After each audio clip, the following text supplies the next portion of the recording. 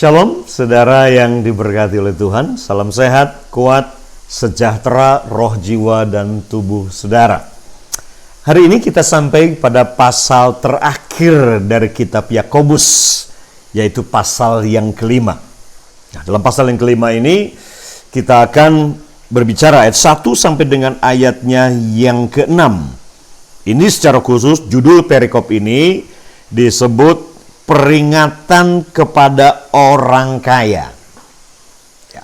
Secara khusus kalau dalam bahasa Inggris dikatakan di sini, peringatan ini diberikan kepada orang kaya yang oppress the poor. So, kaya, oke. Tidak salah, saudara kaya, diberkati Tuhan tentunya. Dan cuman dia beritahu di sini, dan kita akan baca bersama-sama apa peringatannya Tuhan lewat Yakobus tentang orang-orang kaya ini. Dan saya percaya ini sangat relevan sekali. Pesan ini dari ayat ini sangat praktis banget buat kita khususnya hari-hari ini. Saya yakin semua saudara sedang mengalami goncangan. Goncangan corona secara nasional dan global ini juga menggoncangkan ekonomi dunia. Kalau ekonomi menyangkut keuangan dan kekayaan, aset, harta, keuntungan, dan income tentunya bagi perusahaan, bagi keluarga, dan tentunya menyangkut masa depan kita, masa depan saudara dan keluarga. Nah, kita akan lihat bersama-sama ayat yang ke-1 dikatakan demikian. Jadi sekarang hai kamu orang-orang kaya, menangislah dan merataplah. Saya yakin ada banyak orang kaya, orang yang banyak uangnya hari ini sedang menangis dan meratap melihat goncangan ini. Ya, karena mungkin kehilangan banyak, kerugian banyak, perusahaan hilang banyak tentunya. Atas sengsara yang akan menimpa kamu. Yang akan datang ini, sengsara yang akan menimpa kamu. Ini peringatannya. Ayat yang kedua, kekayaanmu sudah busuk. Jadi kalau saudara menaruh percaya, harapan, rasa aman pada kekayaan, kepada hartamu dan harta kita, maka ayat yang kedua dengarkan ini, kekayaanmu sudah busuk dan pakaianmu telah dimakan ngengat.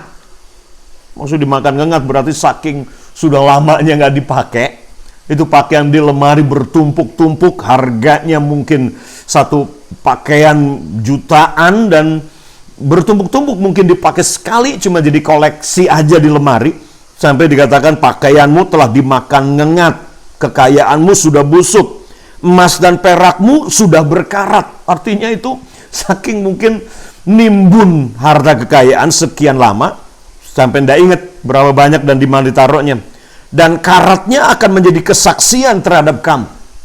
Kesaksian apa? Karat dari emas perak ini menjadi kesaksian bahwa semuanya fana, semua bersifat tidak kekal. Itu yang dimaksudkan di sini. Dan kamu akan memakan dagingmu seperti api. Kamu telah mengumpulkan harta pada hari-hari yang sedang berakhir ini.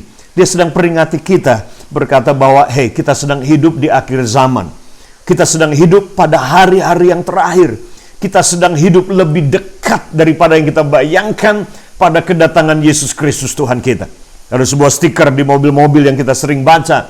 Itu judulnya adalah ini, Believe it or not, Jesus is coming. Percaya atau tidak, Yesus dia akan segera datang. Nah, perspektif kehidupan ketika kita tahu bahwa Yesus segera datang, maka adalah ini, jangan menaruh iman percayamu mengumpulkan uang emas di dunia ini. Yesus berkata, jangan kumpulkan hartamu di bumi, sebab ngengat dan karat akan menghabiskannya. Tapi kita harus simpan harta kita di surga dalam pengertian kalau kita kaya, jadilah orang yang kaya dengan kebajikan. Jadilah orang kaya, jadilah orang yang diberkati, konglomerat, tapi konglomerat yang bisa mengentaskan orang yang melarat. Kalau jadi konglomerat, jadilah konglomerat sekali lagi. Untuk kita mengangkat orang-orang yang sedang sekarat saat ini. Orang-orang yang susah. Ini waktu, saudara, khususnya anak-anak Tuhan di bangsa ini. Yang sedang dan betul-betul diberkati oleh Tuhan. Untuk kita kembali kepada orientasi kehidupan kita sebelum Yesus datang kembali ini. Ya, dan dikatakan sesungguhnya Telah terdengar teriakan besar karena upah yang kamu tahan dari buruh yang telah menuai hasil ladangmu. Dan telah sampai ke telinga Tuhan semesta alam, sampai ke telinga Adonai, keluhan mereka yang menyabit panenmu, buru-buru yang bekerja untuk perusahaanmu, untuk ladangmu, yang memperkaya kamu. Merekalah yang bikin saudara kaya, para buruh ini dikatakan di sini. Tetapi kamu tahan upahnya, kamu tahan gaji mereka, kamu peras tenaganya, tapi kamu tidak berikan hak mereka. Wow, telinga Tuhan, sampai ke telinga Tuhan teriakan mereka. Dalam kemewahanmu, sebaliknya, kamu tahan gaji mereka, kamu peras mereka, potong gaji mereka habis-habisan, tapi dalam kemewahan kamu telah hidup dan berpoya-poya di bumi. Kamu telah memuaskan hatimu sama seperti pada hari penyembelihan, pesta pora besar-besaran. Ayat yang ke-6, lebih parah lagi dikatakan, kamu telah menghukum, bahkan membunuh orang yang benar dan yang tidak dapat melawan kamu. Wow. Dengarkan ini, saudara yang diberkati oleh Tuhan. Sekali lagi, Tuhan tidak menentang orang yang kaya, tapi Tuhan memberikan peringatan. Kalau kamu taruh iman, pengharapan, rasa amanmu pada kekayaan, siap-siap saudara akan tergoncangkan betul-betul di hari-hari terakhir ini. Kalau saudara menikmati kekayaan, pesta mewah, kekayaan dengan cara tadi, memeras orang, menahan gaji mereka, dan kemudian bukan cuma itu, bahkan memasukkan penjara, menghukum, bahkan membunuh orang-orang yang lemah, yang tidak bisa melawan saudara, karena saudara punya segalanya. Ketika krisis tahun 2008, Kongres Amerika bertanya kepada Bank Dunia, pimpinan Bank Dunia, apa sih penyebab akar krisis ini? Krisis keuangan, krisis ekonomi tahun 2008. Jawabannya sederhana, satu kata, greedy, serakah. Keserakahan ternyata menjadi akar dari krisis ekonomi dimanapun juga. Nah, saya tidak tahu, saat-saat seperti ini, kita sedang dilanda global crisis, krisis global corona membawa krisis ekonomi secara global. Akan ada orang-orang yang serakah mengambil keuntungan luar biasa saat-saat seperti ini tentunya.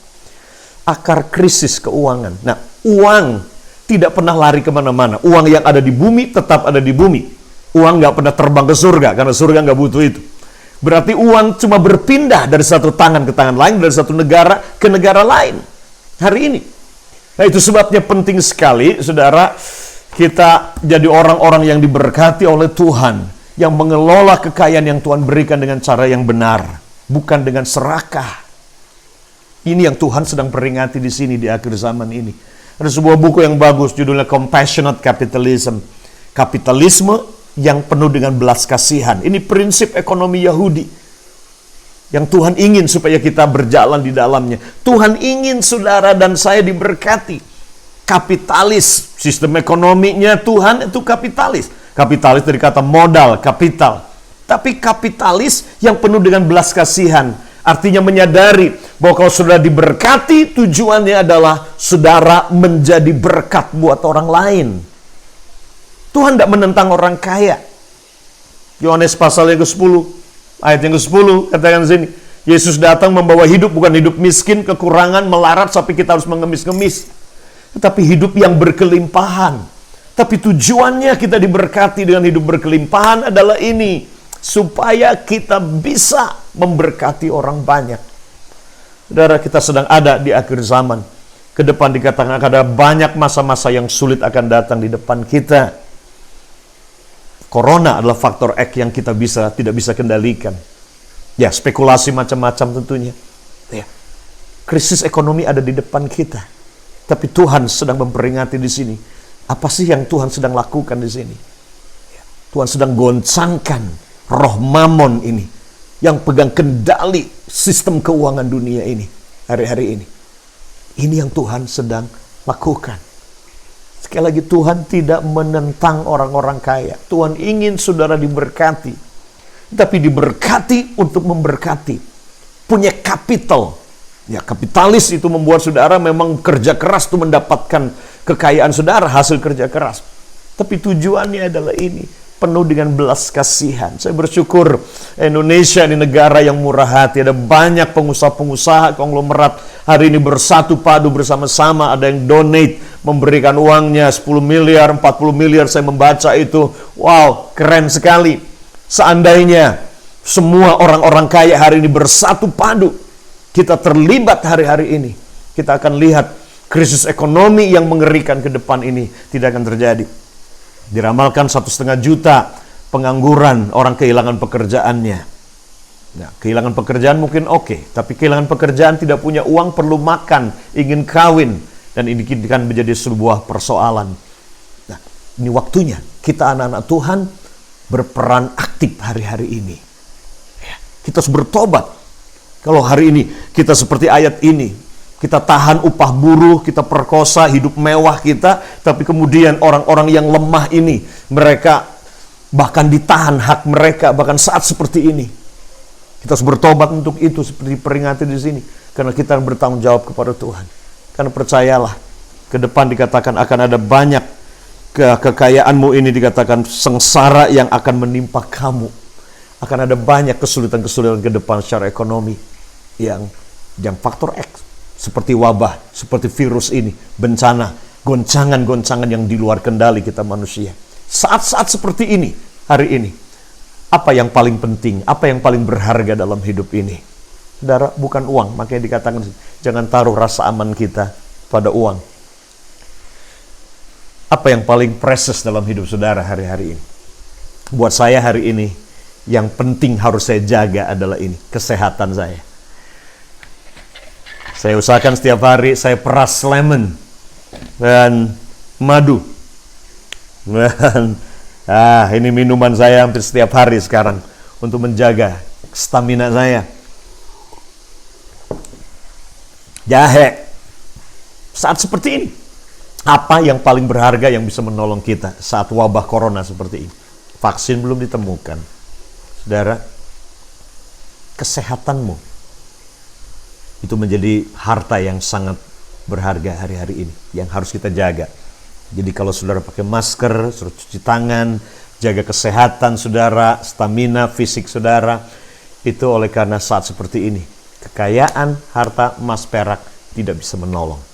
Kesehatan menjadi kekayaan yang paling penting.